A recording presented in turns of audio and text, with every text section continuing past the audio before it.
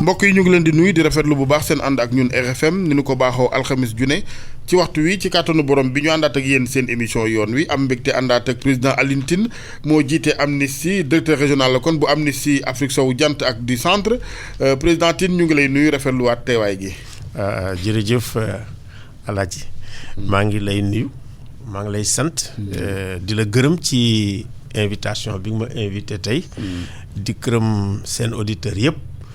te puis di ñaanal yéer réew mi jàmm ak tawféex. amiin amiin réew mi ci boppam nekk ci tiis démb ak léegi Alioune Tine ak hélicoptère bu daanu ci Missirah bu militaire yi juróom-ñett ñu faatu d'abord ñu bàyyi la rek xam naa nga masawu yow it jaale njaboot yi. waaw maa ngi leen di ñaanal yàlla xare leen àjjana ñoom ñëpp. amiin yàlla di jaale mbokk yëpp di partager seen tiis bi nga xam ne ñu ngi am di jaale tamit kii di Robert Sagna. suma am di jàmm bu yàgg la bu ma xam donc di jaale tamit waa armée tiis bi nga xam ne moom la ñu am te di ñaan yàlla xare leen àjjana. Robert Sagna am taxawaay bu rafet ci wëru jàmm gi moo jiite GRPC Casamance président xam naa bu jàmm ji delsee ci lu sax waxuñ sax ne accident démb bi ci la jógee waaye xam nga xëcc bi ak soriwaay gi tax na yeneen moyen jël gi bu jàmm amee yoon yi am yoonu tegg yi ñu ci wax ak yëpp bu ko defee ak yombal dina gën a am daal de façon générale. waaw Robert sax dafa yàgg ci mbir mi ñun ñi nga xam ne yàgg nañ di ci dox dans les années 90 xam nañ ci taxawaayu Robert mu ne taxawaay bu mat sëkk am na ay problème am temps sax moom ci boppam dafa amoon ay problème daan na dem sax ci kii ñu koy xool di ko fouiller wala di def noonu di ko soupçonner. waaye ñun xam nañ taxawaay boo xam ne taxawaayu dëgg la parce que am na waxtu woo xam ne yëpp a tag te moom mu bokk ci ñi nga xam ne dëgg-dëgg bu jógee wax taxaw rek day am fekk Ablaye le président Wade ni ma Alioune dimbali ñu waaw ma daal di ñëw waxtaan ak moom mu ne ma yow xam naa sa taxawaay ci Casamance donc wóolu naa la ci la ñëw taxaw bu rafet te taxaw bi mu ngi ci continuer ba tey metti na lool waaye nag dina yàgg waaye jàmm dina ñëw Casamance parce que moom la askanu Casamance bëgg. dëgg la nguur gi président Sall ci ndajeem démb mu ngi koy xamle benn bataaxal bu tukkee palais ba di sàkku enquête bien évidemment mënut a ñàkk ci mbiri commission d'enquête. loolu lu am solo la amul accident bu amee surtout bu fekkee ne ki lii lu hélicoptère la wala mu nekk avion il faut enquête am. et surtout bu fekkee ne nag appareil yu armée bi la parce que armée dafa war a am ay jumtukaay yu dëgër am lu xarañ. te lépp loo xam ne dafay faat bakkanu nit rek. kooku moom dafa war a dañuy war a def enquête jël jumtukaay yi nga xam ne dafay prévenir accident yi loolu lu am solo la enquête boobu yoon la. te it ñu ngi leen di ñaan rek ba enquête bi jaar yoon. ànd ak xarañ ànd ak dëgg ànd ak leer. waaw loolu moom mooy tax suñu armée ak ay jumtukaayam ak xarañam jëm kanam.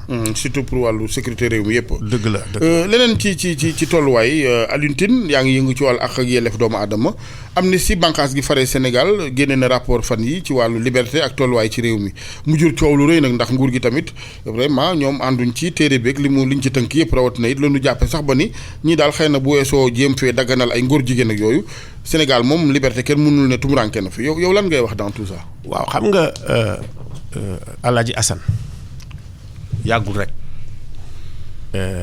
ñi nga xam ne ñoo nekk ci kujje gi ne dañuy manifester. dem waxtaan ak kii nga xam ne mooy ministre de l'intérieur ci mbiru élection yi. waaw préfet ne du am. te it xam nga li ñuy wax ak yelleef boobu maanaam liberté boobu lii nga xam ne mooy charte ndeewu réew mi.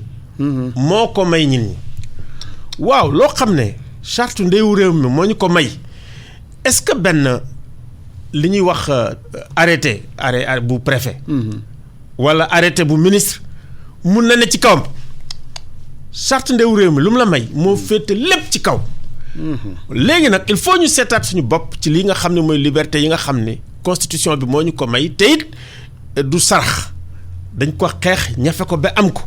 waaw te it kii di Wade à l'époque gis nañ lim ci daj ñun it liñ ci daj. Macky Sall fa la ne woon lim ci daj. donc bu fekkee ne loolu am na yaakaar naa ne lii nga xam ne mooy ndogal bi nga xam ne moom la préfet bi jël warul dem te ñi naan maa am dëgg damay def ak doole ñi ne du ma am il faut que léegi cour suprême su fekkee ne préfet bi nee na dama koy tere balay manifestation bi di am ci date bi di am dañu war a saisir cour suprême ci immédiatement mu ne lii préfet bi yoon la wala du yoon.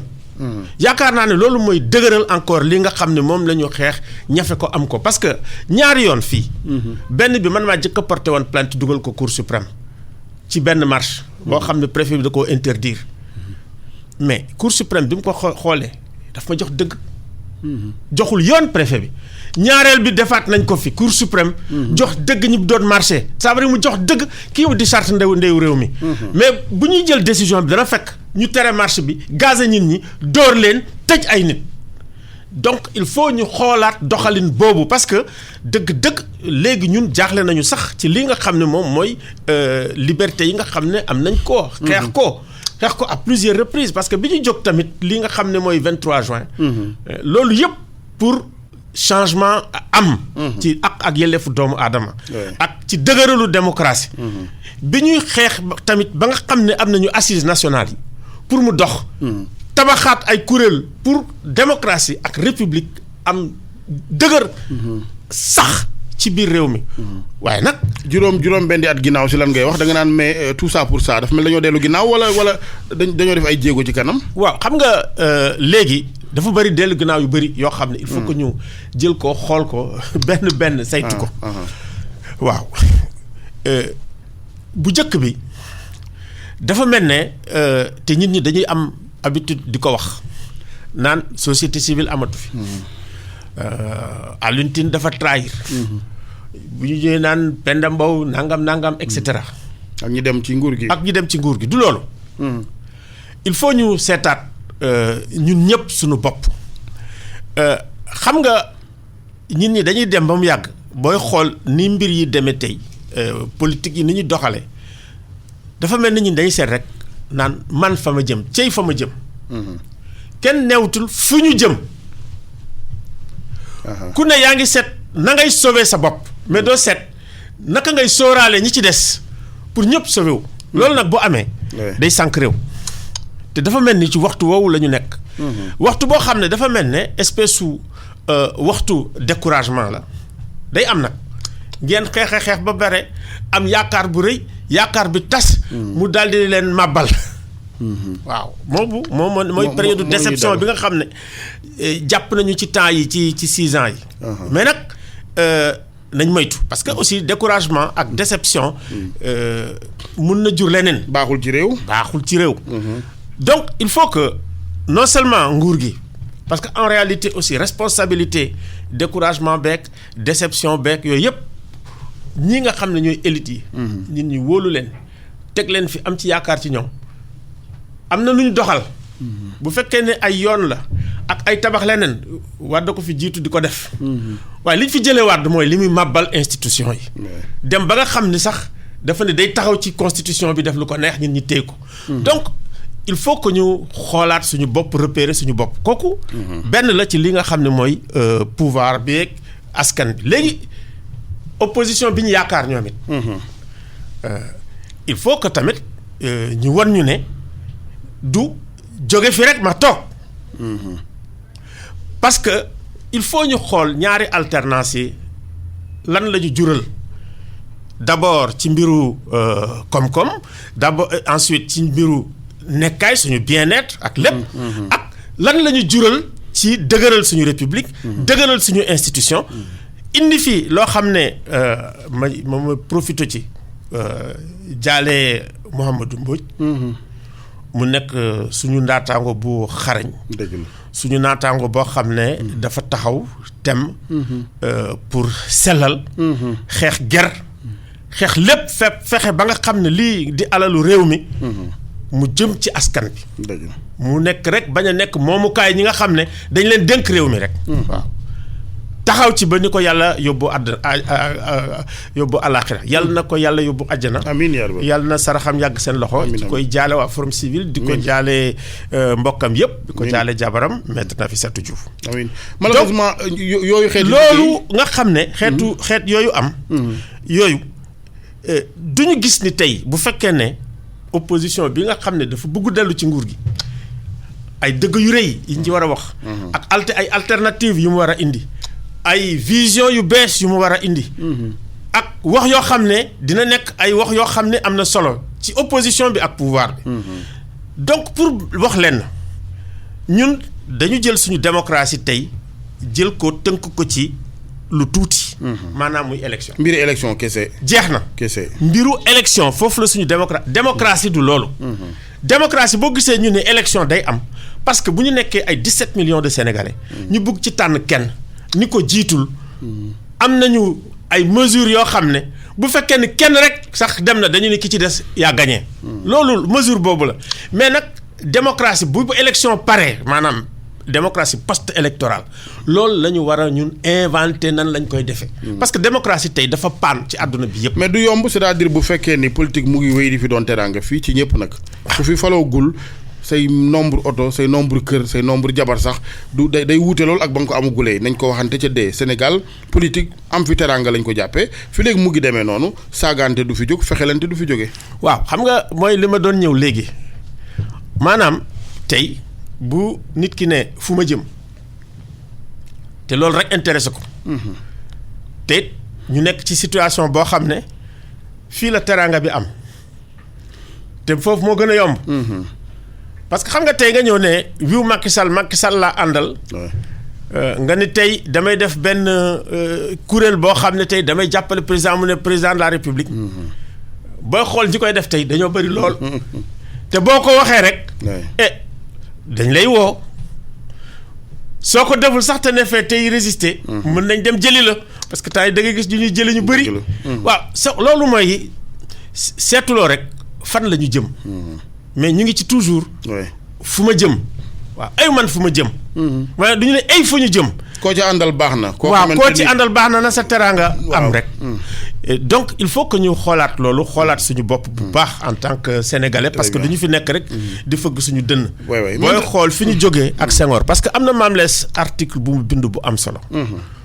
mu ne bu fekkee ne ci année 68 70 ñi ngi jàpp ku mel ni Mamadou Diop Decroix. di ko tëj. ndax ay manifestation ndax li mu gëm. ndax li muy wax. te tey ñu gis nga xam ne mooy jiite réew mi après 1960 la juddu. di jàpp Mamadou Diop Decroix. mu laajte ne. ndax ñi ngi dem. wala dañuy reculer. donc il faut que ñëpp bàyyi seen xel bu baax. si loolu du nguur gi rek ñun ñëpp. parce que tey problème mu Sénégal problème mu ñëpp la. ku moo koo xam ne kii mën nga cee wax wala mën nga cee def rek. mën nga def ko ci parce que li nga wax dafa am solo parce que du problème boobu rek moo am maanaam. am na ay kuréel am na ay baat. am na ay nit boo xool sax dafa mel ni ay institution lañu. maanaam muy li ñuy wax sax ay pouvoir de régulation. mu am ay mécanismes de régulation. mu am ay outils de régulation. yooyu. ñooy tax ba nga xam ne président du def lu ko neex. booy seet réew mu mel ne kii États-Unis bi nga xam ne Trump dafa jëlee nguur gi dafa ne yii réew seen askan dootuñu duggati biir États-Unis am na ñoo xam ne sax amoon nañu këyit ñu téye leen aéroport mu metti benn juge bu ndaw loolooy outil de régulation bu am doole. moo ñëw jàpp loxo président bi ni ko lii doo ko def. du jàll. te jàllul. mais tey. ban outil de régulation moo mun a ne. damay téye loxo Macky Sall. Macky ci boppam. bu am na wax ju mu wax man dama ko liir ma ne naka la mën a waxee nii. parce que dafay am sax ay outils yoo xam ne da nga koy am. mais da nga koy nëbb. nit ñi duñ ko feeñal. donc foofu am na benn sincérité ak benn spontanéité. noonu laa koy defee bu mu génne. pour wane ne nature régime bi il faut ñu changer ko moom ci boppam moo war a bi mu ne lii ba pare gis ko ba teg ci loxoom. la ne lii foog ñu war kii ko parce que. bu fekkee nañ jox nañ la lépp da ngay ne xaaral ma jël ay jumtukaay pour aar sama bopp. parce que problème bi du aar boppam la. bala ngay aar réew mi. boo saaraanee mun nga dal fenn. jeex na parce que tey ak lu xew. day rek ñu ne Macky Sall. dëgg la ku jóge fële ak lu xew ak lu kii. mais du fekkoon ne aar nañ ko aar boo xam ne mën nañu ni waaw justice bi baaxul mën nañ ni waaw préfet bi def ne mën nañ ni diw def ne mais léegi lu xew ci village bu gën a kii ku xiif sax ne Macky Sall te am na koo xam ne moom moo war a toppatoo loolu. donc suñu outil de régulation yi nañ ko dëgëral. boo ko dëgëralee. président ci boppam moom ngay aar parce que présidence dafa nekk institution bu rëy. institution bu am war a am prestige. institution bu ñëpp war a naw. te institution boobu loolu moo tax protection bi ñëpp.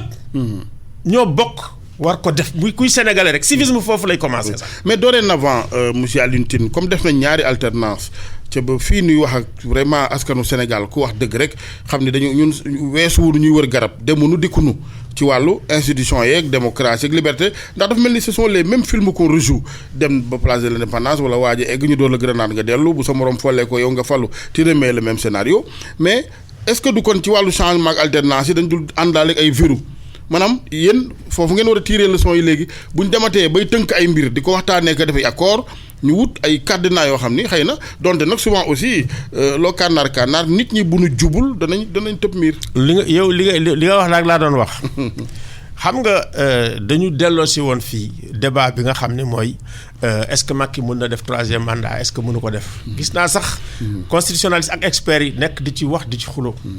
mais ma ne leen waru foon sax am sax débat boobu. dama ne constitution. am na réew yoo xam ne amuñu constitution. constitution c'est espèce ay principes généraux ay valeurs générales yoo xam ne ñun ñëpp ñoo ko bokk def ko. léegi su fekkee ni dugal nga ko nga lekk ko ba nga xam ne rees na coow sax warta am. man damay seetlu leen pays anglophone yi seetal Libéria. sooy seet ñi nga xam ne demoon nañ xeex ba xam. lan moo démocratie parce que fa ngay xamee démocratie ak jàmm. nu mu toll solo gi. ak li mu metti gis nga deuxième tour bi sax ni mu war a demee. dem na gis nga ni mu génne nii ay élections yi leer. nga jël Kenya Cour suprême nee na élection présidentielle doxul ba nga xam ne dañu ko jël defaraat ko ñu daal di ko annuler. xam nga loolu àdduna bi sax pour nga gis ko fi dafa jafe. ñëpp tàccu Cour suprême Kenya. ñu daal di dem defaat élection yi kii gañewaat metti woon na mais tey kii nga xam ne mooy Uhuru Kenyatta. ak nu mu tuddee tuwaajam adversaire am bi waay may fàtte turam. du Odinga. tey jubboon nañu ñu ni ñun dañuy liggéey pour Kenya avancer. Sénégal gi normalement loolu la ñu war a xaar. opposition pouvoir. ku ci nekk nga andi li nga xam ne moom nga xalaat que pour Sénégal dem mu dem. waaye du ne diw moo yore caabi àjjana ñin ñi Sénégal xam nga problème bi ñu am mooy loolu. parce que da ngay ne ci nguur gi am xaalis bu dul jeex parce que nguur boo fa nekkee rek loo bëgg moom am nga ko presque yow ñi am xaalis sax yàlla nga koy jox. donc su fekkee ne amuloo sago. su fekkee ne amuloo naka laa koy waxati sax. mandute. voilà xam nga nguur. mënuñu gën a retravailler texte yi bañ koo wér ci sago nit ñi mel na ñuy mel ba pare lu kenn rafetluwul Sénégal dañuy nguuru dama ne est-ce que mënuñu retravailler texte yi ba nga xam ni boo ko naree sax doo am foo jaar. xam nga texte yi léeg-léeg boo jëlee texte yi nga xam ne moo nekk ay textes africains yi. ñoo gën ci texte yi. waaye boo jëlee institution yi. benn institution moo ci am doole muy présidence muy buum mi. mais tey bu fekkoon ne dooleel nga ci texte yi. ñii di justice bi. bu fekkee ni dooleel nga li ñii nga xam ne ñooy outil de régulation. ARMP. nga kii cour suprême cour constitutionnelle. nga xam ne daañu am doole boo xam ne dañuy téye loxo président bi. ba pare man damay dem plus loin. dama naan bu fekkee ne yow président de la république nga c'est vrai war nañ laa aar fu aar mun a yem mais waratoo am immunité. ça veut dire que sa mandute toll na foo xam ne. bu fekkee ne yow ci sa bopp. comme li xew Île Maurice. présidente Île Maurice bi dañu ko takkal ci loo xam ne boobu nekkul sax président la bàyyi na. ça veut dire que bu ñu amee jom boobu parce que ñun dañuy wax waxu jom. boo amee jom. am na foo xam ne bu fekkee ne yow xam nañ fa laal tuuti sa kii rek nga dem mais léegi da ngay xool Sénégal. da ngay def dara def ko maa tey. ñun ñi buñ ko joxañee ñu ne dañuy wax rek bu ñu waxee ba jeex rek. dana des coow li day jeex. te xam nga bu ñu wax corruption dëgg. am na koo xam ne dafa ne ñaar moo am ci corruption. deuxième corruption bi mooy li nga xam ne moo ñu dal moo gën a grave maanaam loo xam ne arbitraire la. ñu jox ko un contenu légal. waaw loo xam ni arbitraire pur la. ñëpp xam ne yëfu maa tey la. ñu jox ko un contenu légal. loolu moo tax tey pour nga jël benn politicien nit ñi dese courage nag di dénoncer c'est parfois aussi am na loo xam ne yëfu lâche la ndax am réew bu fekkee dañ fi daa bañ lii démb tey ñu bëgg ko àndandoo nangu ça veut dire que y a de la lâcheté quelque part. li am ba am mooy li ma la wax rek am nañu benn seuil de découragement bu am. mais tey. non pire qu'un découragement quand même man dama gis. am na ay actes de lâcheté loolu nga junj sax jom gi. tumuranke na lool. am na courage parce que fii am na ñoo xam ne ñu ngi wax loo xam ne sax ëpp na. lu Abdou Latif Coulibaly daan wax. dëgg-dëgg ñu koy dégg. non courage ak wax lu rëy bokkul c'est-à-dire courage mooy di waxal yàlla. waaw kay waaw mooy di sellal. am mandute. di wax te yàlla rek tax. ngay wax waaw loolu xaw naa tumuranke léegi. xaw naa tumuranke sax ci politique. politique sax boo koy xool dëgg-dëgg. di leen sant ñuy wax dëgg am bonne foi da nga leen di tooñ. mais nag am na limite. am na ay seuil yoo xam ne waruñu ko foye. am na ay seuil yoo xam ne kenn waru ko politiquer parce que boo ko politiquer rek yaa ngi mettre en danger réew mi. Alioune Tine mënuñoo profité gaaw dem travailler ci base bi xale yi petite enfance bi élèves yi pour ëllëg parce que dafa mel ni ci kaw xaw na fënax tuuti ñu baal ma waxin wi. li nga wax kay gis xam nga li ñuy gis nii man. ci sama gis-gis. am na sax benn xarit bu ma doon analyser mu ne ma sooy seet ñi nga xam ne ñu ngi foon génération année 60 yeeg yooyu. ñoom Senghor amoon nañ ay valeurs. koo ci gis ci président yooyu foo demee këram da ngay tiit. nga naan amul dara. mais amoon na lu ñu gëm même bu ñu doon tëj te période bi meloon noonu ñooñu amoon na lu ñu gëm. ñi ñu daan àndal amoon na lu ñu gëm. mais tey dafa mel ni dañu nekk ci situation boo xam ne. ñin ñi gëmuñu dara mais loolu yaakaar naa ci njàngale mi ci la am. xam nga njàng mi dafa sànku. di wax dëgg rek te dee. ci suuf ba ci kaw dafa sànku. te njàngu mu sànku rek sànk réew. kooku moom. ala kullu alin lépp loo xam ne ñu ngi koy def te farataaluñu njàng mi. joxuñu ko akam. commencé ko ci gouvernement bi commencé ko ci ñuy jàngale commencé ko ci famille commencé ko ci ñuy jàng. ku ci ne am nga une part de responsable mais bi ci gën a rëy mooy boo xam ne mooy gouvernement bi. kooku moom moo ci ëppale moo ci gën a rëy. parce que bu fekkee ne lii ñuy gis nii di dem man dama ëllëgu Sénégal fu mu jëm. waaw léegi nag valeurs yi. soo demee ci école occidentaux yi. école ci tubaab bi. gis nga boo nekkee maternelle ci lañ lay jàngal ay sentiments de justice.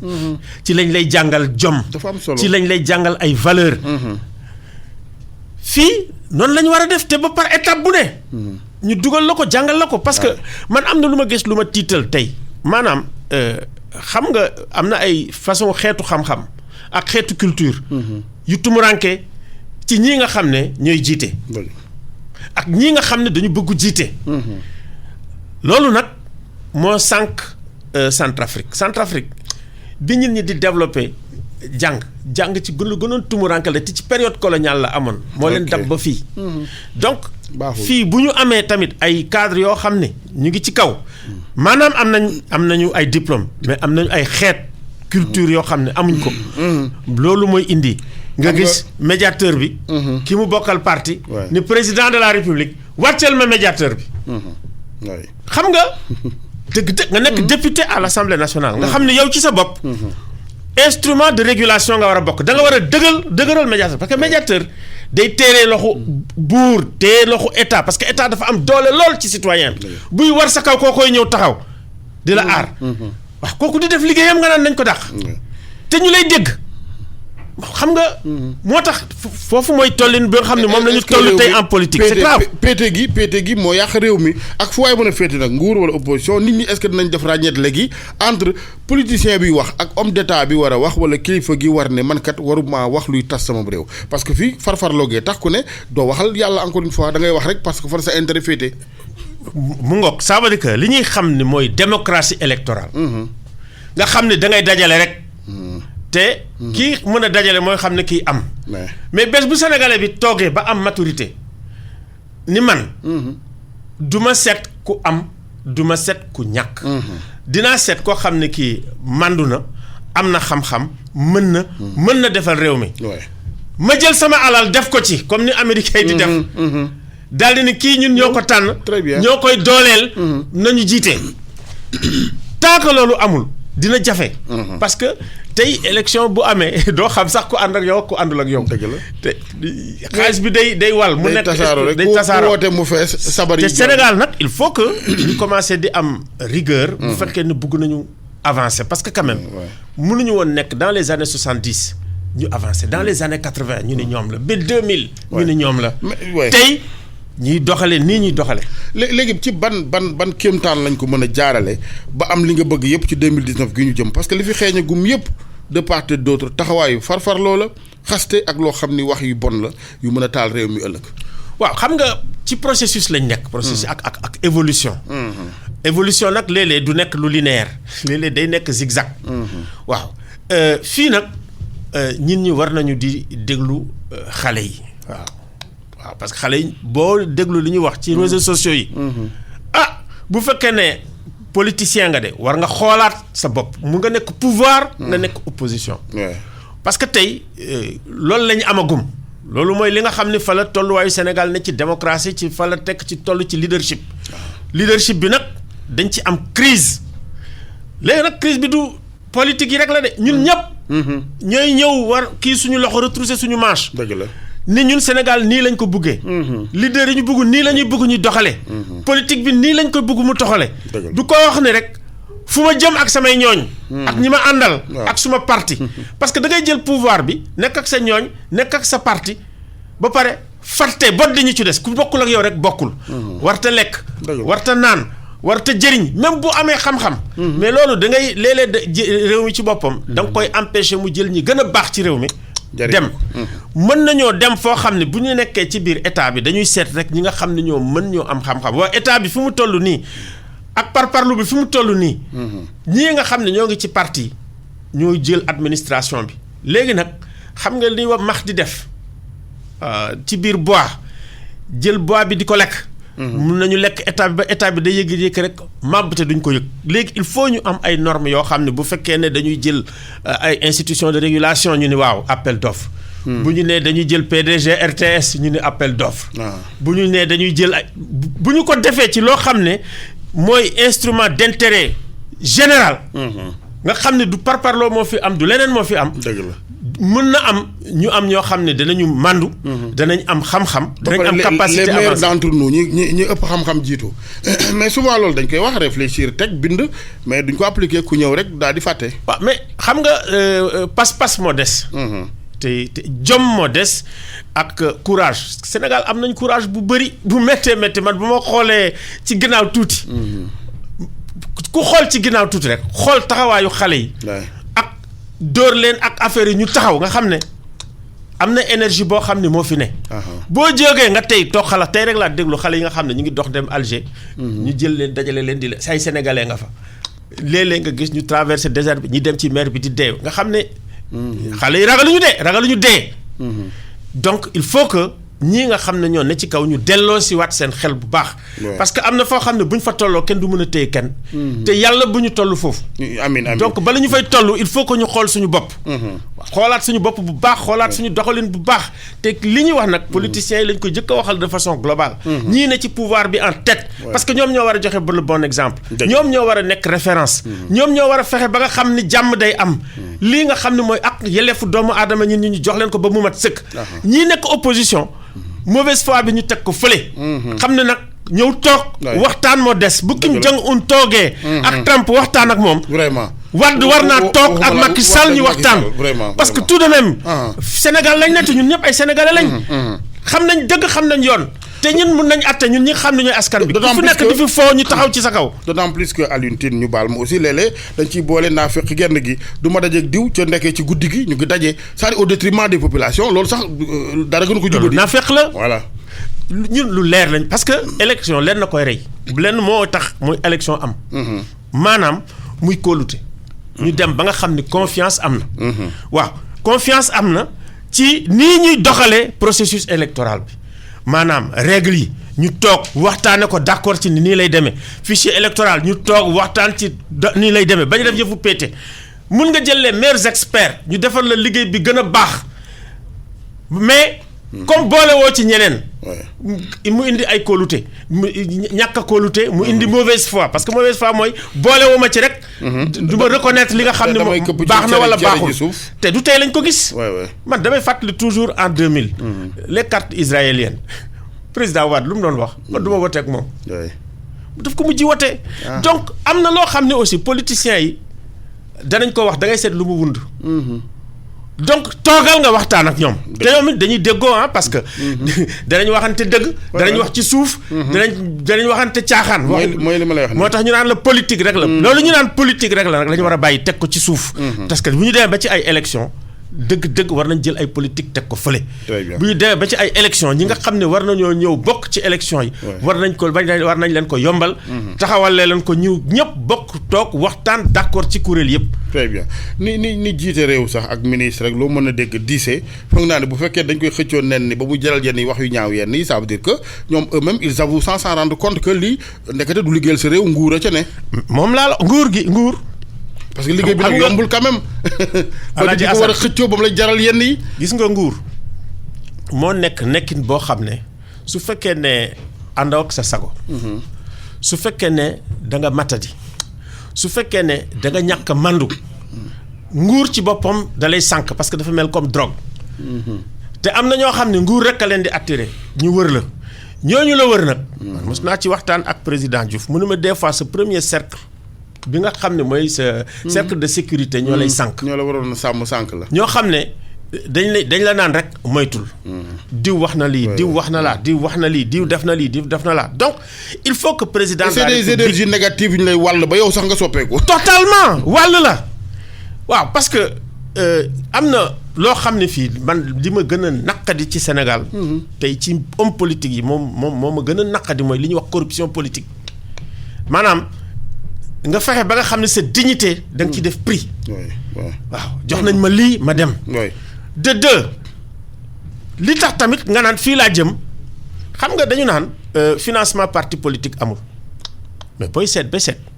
am na ñoo xam ne bokk nañ mais seen parti du ñu ñàkk dina am lu ñu leen jox tuut.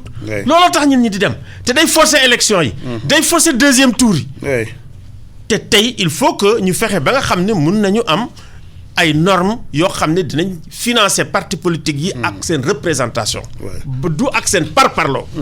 finalement Alioune Tine ak li nga daj yëpp ci jotaay yi wees jamonoy 23 juin ak say morom mais est-ce que quelque part doo wéet ne man vraiment lii ndeke jaru ko woon. déedéet.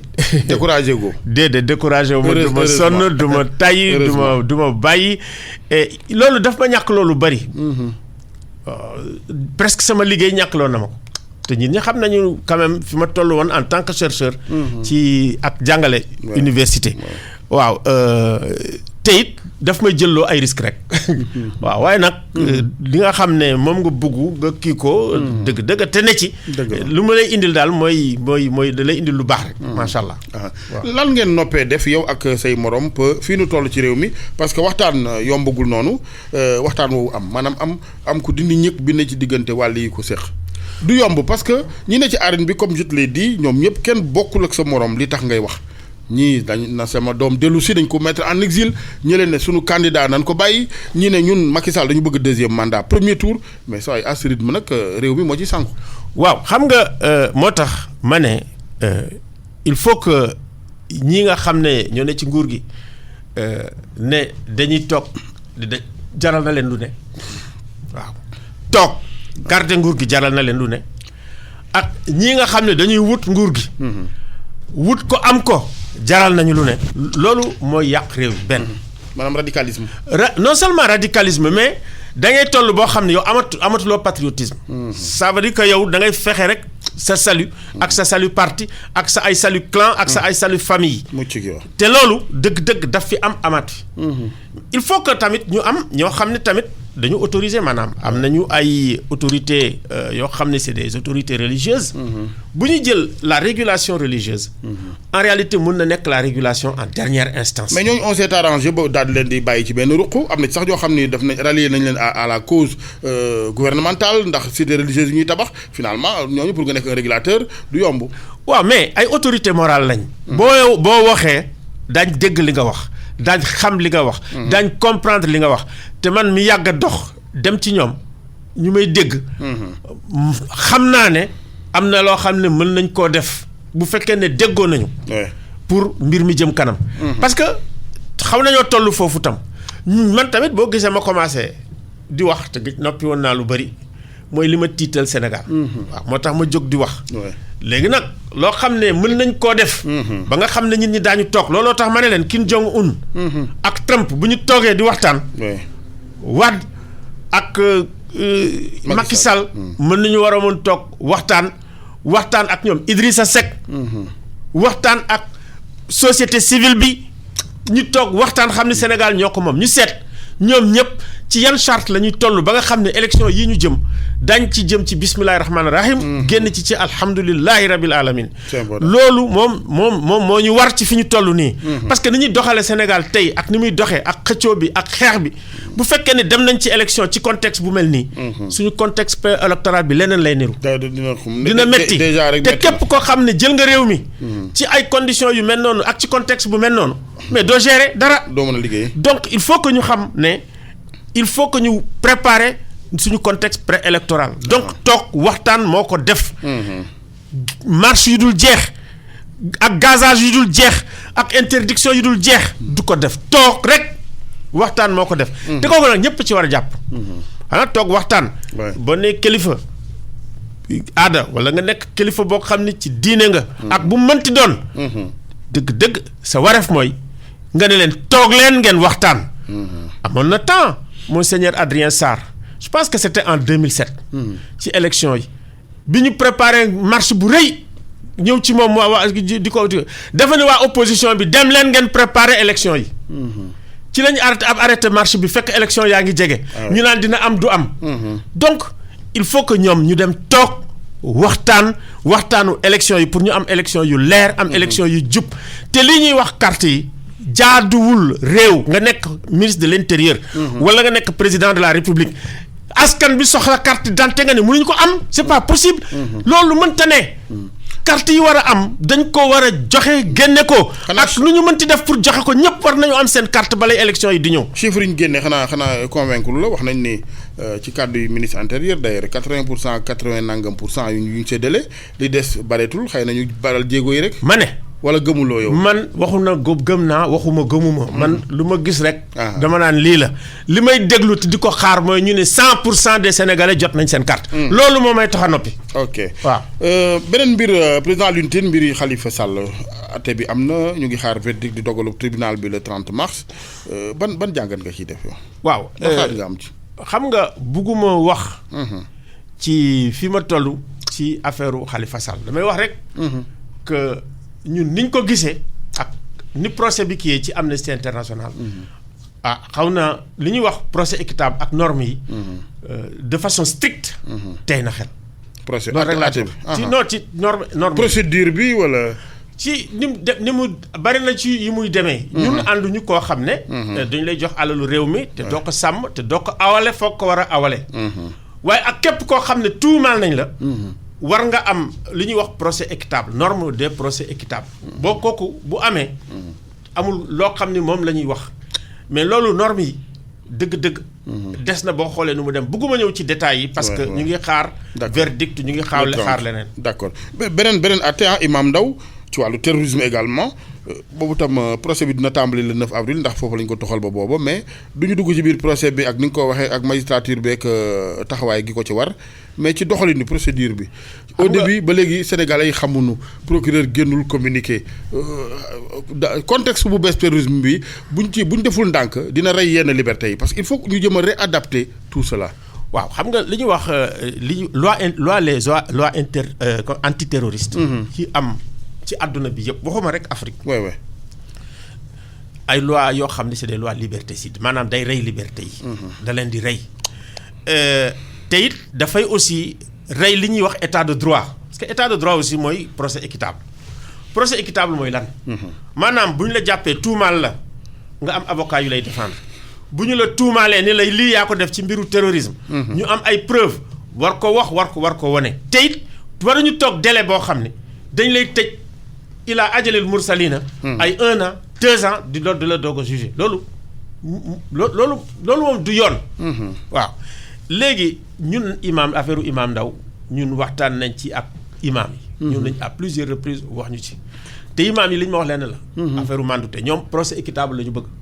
waaw te it waxtaan ci tañ ci tamit ak Abdoulaye Daouda Diallo. am nañ ci ay informations yu ñu am. donc ñu mandu ci bu baax.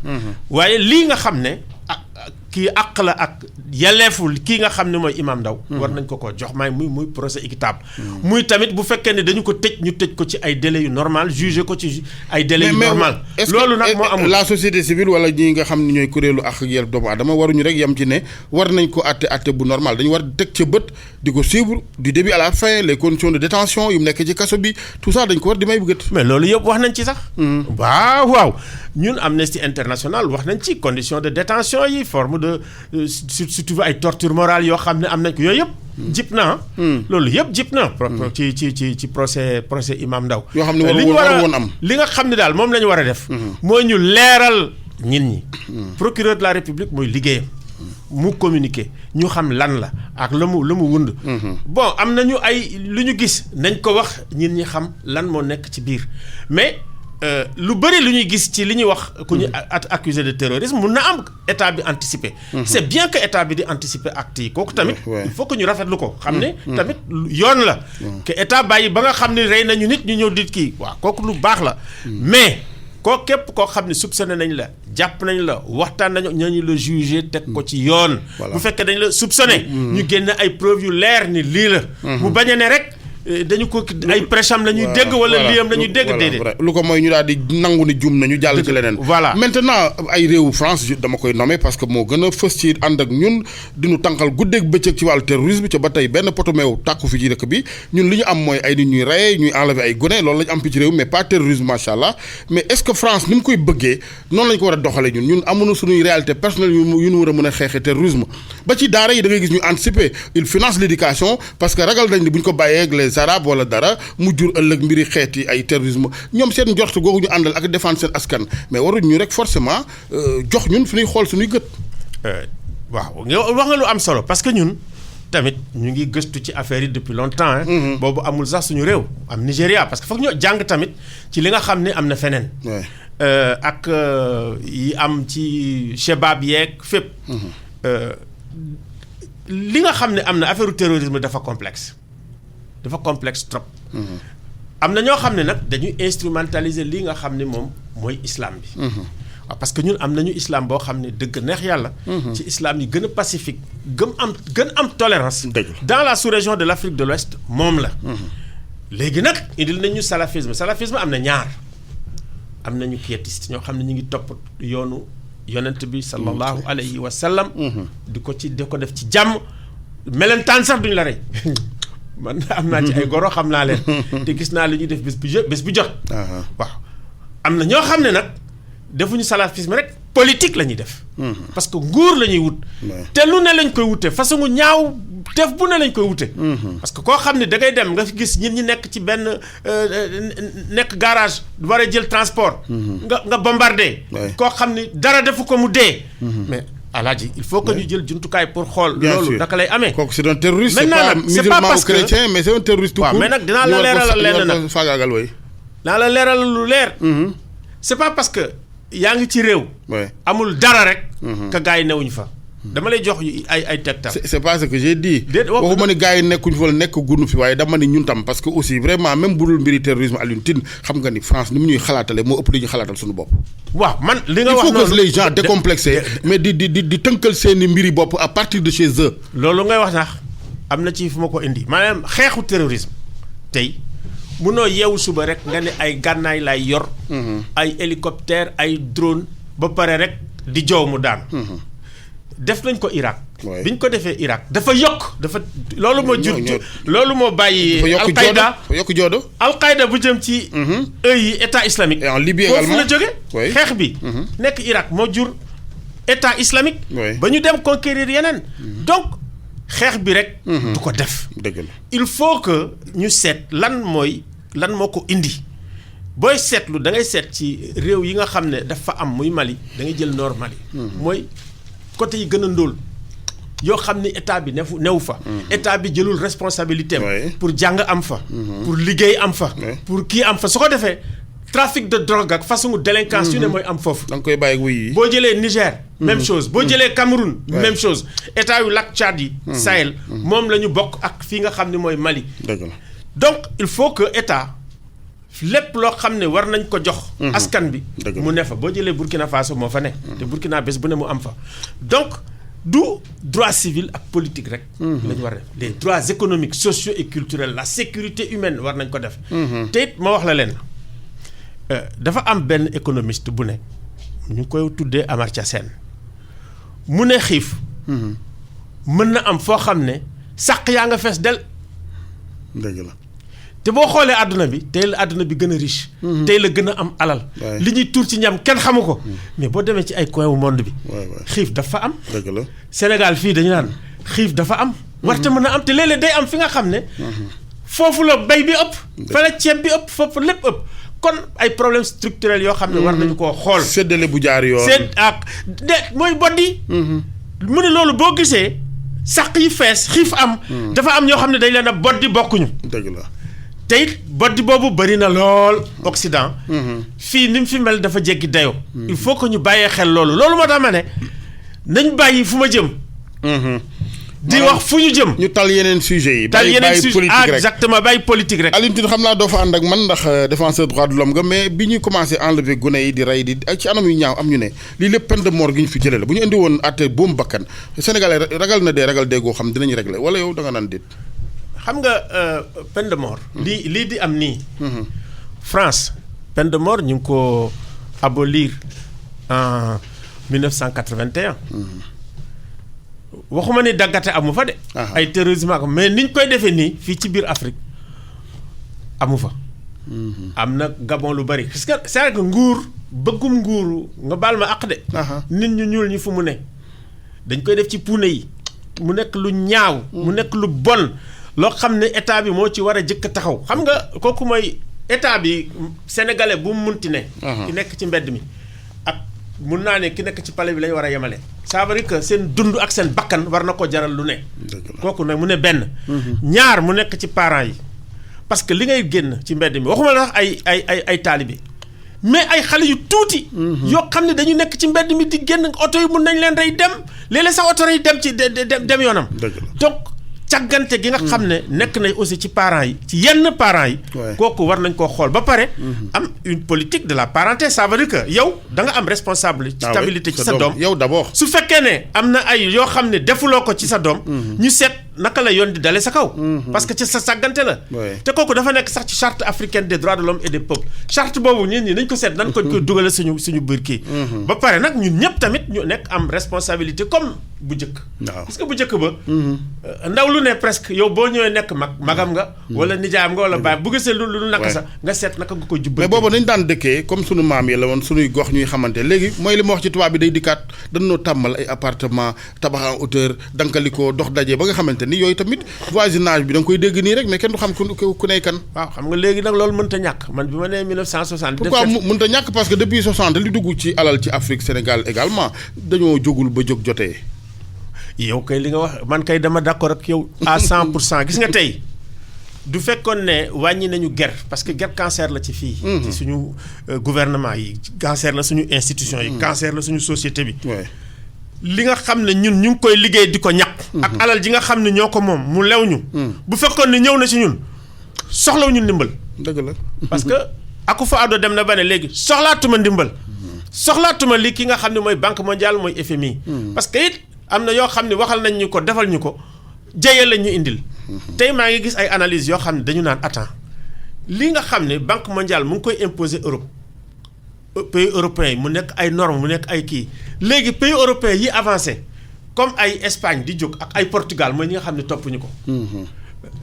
donc économie bi fi mu ne nii dafa nekk dans l'impasse, dafa nekk en panne, démocratie bi nekk en panne. africains yi dañu war a am seen fulla ak seen fayda bopp. inventer démocratie bu bees. très bien inventer économie yu bees parce que am na ñu xarañ nekk fi. gëm seen bopp. yaa ngi may soog a fekk si lu ko mooy nag pétrole bu bees bii di feeñ ak yëpp ci ñu ne le sud rek moo dese ay suuf ak yooyu dañuy ñëw daal ñuy nootati rek. waaw xam nga man dama radical sax ci loolu. loolu man la. dama ñun suñu pétrole bi xoolaa ko ñu ko. suñu gaz bi dañu koy xool. ku baax ñu toog. waaw. ba nga xam ni waxtaan nañ. ba ñëpp bokk ci Sénégal muy opposition muy pouvoir muy société civile ni nii lay demee. ñu doog a commencé seet nan lañ koy def seet impact yi ci environnement bi. ñu seet pétrole bi fi nga xam ne foofu la am. comme ni or bi amee Sabodala. boo demee Tambacounda li fa am ci ay ressources. nga seet waa Tambacounda liñ ciy am. du dara. boo seetee yeneen kii noonu. donc loolu yëpp ñu xool ko. ba nga xam ne d'accord nañ waa sénégalais ñu nii la ñu doog a nag dawal dem. mais su fekkee ne dañuy yeewu suba rek nga ne man maay président. nii laa ko gisee sa ànd ak sa ay ministre ak sa ñooñ nga ne nii ngay demee. ça veut dire que benn côté Sénégal ngay dem parce que ci seen biir sax d'accord ñu woon boo gisee li xam nga Alassane Sall ci ndeyum bi lii la. su demee ba ci seen biir. mu am ay féewaloo. nga xam ne toog waxtaan ak ñëpp. moo gën parce que wóoruma ni sax ci ñoom seen biir ñoom ñëpp d'accord nañu ci ni ñuy doxale jërëjëf donc kooku mooy ci affaire pétrole beeg gaz bi. président Alioune ñu ñaan bis rek waxtaanoo ni nga ko waxee bu munta ñàkk am ndax buñ ko waxtaanewul ci nii rek maar day im si ci weneen wàll ñu ngi lay gërëm di la sant Alioune Tine mbokk yi ñu ngi leen di gërëm seen émission yoon loon ak président Alioune Tine mooy directeur régional Amnesty Afrique sowu jant ak bu centre Alioune Tine ci seen émission yoon week RFM ci technique bi Aliou Ba El Hadj Assane Gueye ci micro bi ba alxamis ak jàmm incha allah.